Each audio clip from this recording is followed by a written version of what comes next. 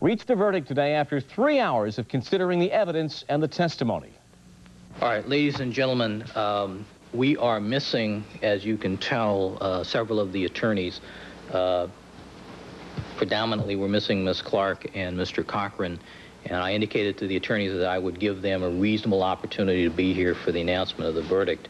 And I've indicated to them that I will accept the verdict from you tomorrow morning at 10 o'clock.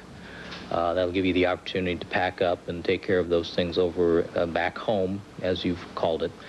And so we will stand in recess until tomorrow morning at 10 o'clock. Would you hand the... This the demeanor of O.J. Simpson as he, along with everyone else connected with the trial, shocked at the quick reemergence of the jury today, announcing that indeed they had reached a verdict. Shortly before the jury announced it had reached that verdict, it asked for testimony to be reread.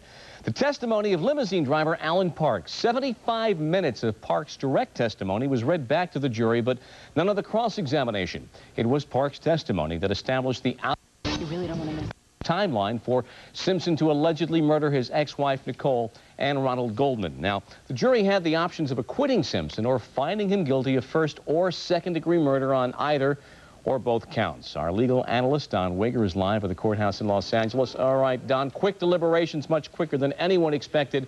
What does this mean? Quick is an understatement. This is a lightning verdict 3 hours after over 8 months of testimony.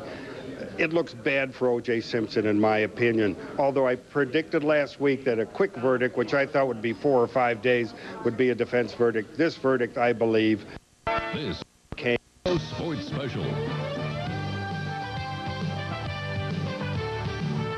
They are screaming in Seattle this afternoon. The first time in franchise history. The Mariners are going to the playoffs after this do-or-die one-game playoff, and it was a blowout.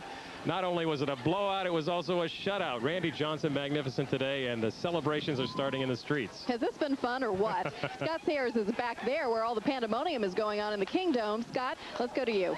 It's been loud here all day since this game started. These fans have been cheering with every pitch. Every time Randy Johnson got 2 strikes on a batter, they would stand on their feet, start clapping. The Kingdome has been rocking. Now the celebration has begun. For the first time in 19 years, the Mariners are going to the playoffs, and these fans are enjoying every moment. Here in the 300 level, they were making the most noise, as you can see behind me, and they are streaming out of the Kingdome. They are very happy. They are partying. They are loud. They were on their feet the entire 9th inning and staying here. And it's quite a crowd, quite a scene, and they're going to enjoy every single minute of it.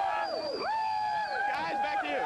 Okay, nothing wrong with that, Scott. Too bad people are not having a good time, right? They're having a great time. Clark Stahl's up in Chopper 7. Let's see what it looks like from way high in the sky as they pour out. Clark? Well, I'll tell you what, David, it's a lot calmer up here, but not a whole lot. Just the moment that the game was over, there was the smoke coming out of the top of the Kingdome. Quite literally looked like a pressure cooker let off. The smoke, of course, was from the fireworks after the game was over. The community stunned Into the game, and now you can see all those folks streaming out into the 4:30 rush hour traffic. They're going to be joining this parade, but I imagine a whole bunch of them will be hanging around pretty close to the dome down here to kind of enjoy this sweet victory and the smell of success and all of those other things. It's just going to be a great night in Seattle and a great series to come. David? Clark, thank you very much. It is going to be quite the afternoon here as everyone celebrates this big Seattle win, and folks are starting to come out. You can hear them screaming and yelling, and you can't blame them. After 19 years of waiting, they finally get a chance to celebrate. You know, it has been, as we discussed earlier, this absolute roller coaster ride. You see the live pictures from ground level now of people coming out of the Kingdome pretty happy. Now, we all thought that we had this sewed up last week, middle of the week. Everything was fine. Over the weekend, the tension builds, an unbelievable scenario. We end up here for this big showdown game, and then an absolutely perfect ending. Couldn't be better. Now, the Mariners told us we couldn't get back into the locker room for a few minutes, so we're waiting until they open the locker room doors, and then you're going to be able to hear from the players and the amazing... All right. One of the fans told me a little bit earlier, Luis Sojo. Who would have thought of Luis Sojo hitting the single that actually ended up scoring 4 runs, including himself? But it's been that way with Alex Diaz and Doug Strange hitting a home run, and the first Grand Slam of Vince Coleman. This has been a great team effort. It's been wonderful for the fans to watch. And you almost wonder if, in fact, that isn't what has brought so many people into this baseball story. Non-baseball fans who have been watching everybody 1 through 9 come through like a hero in all kinds of games. You get to know the players individually.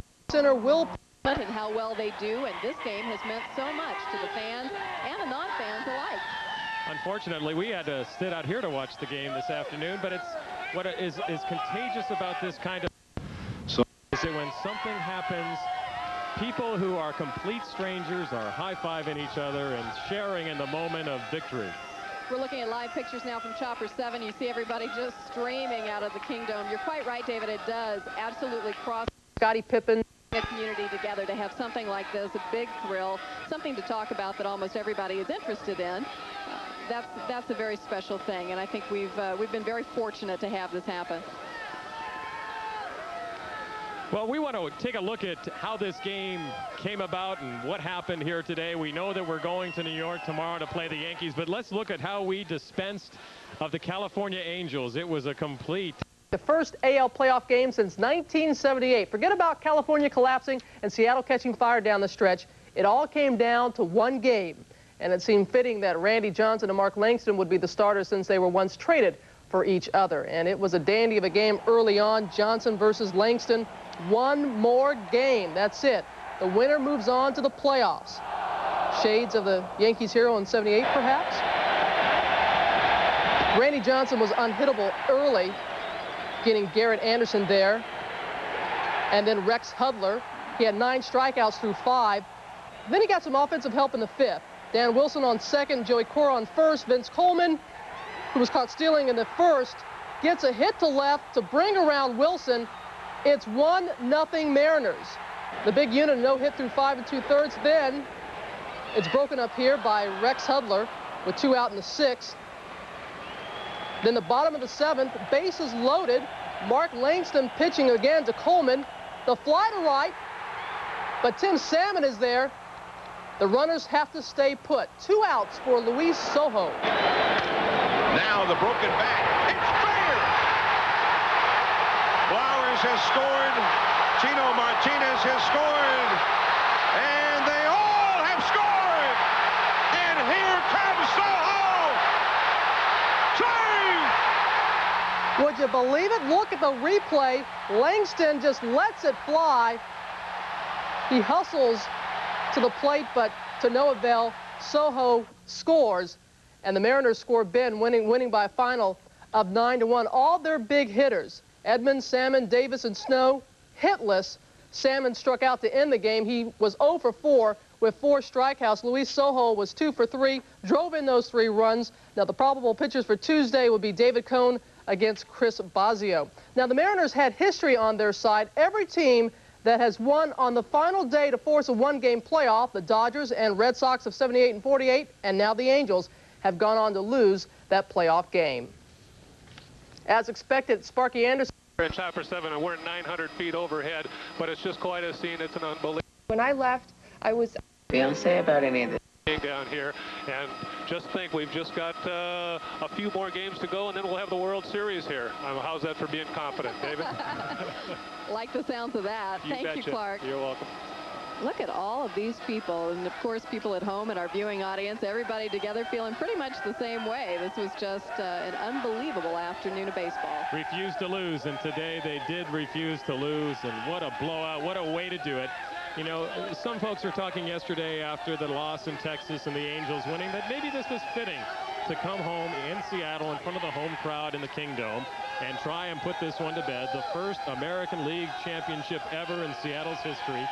And what a way to do it. And you're hearing the results of it right now. Well, it tells you a little something about momentum in sports. We were all a little disheartened yesterday because the ends had looked fairly flat. The bats pretty quiet over the weekend.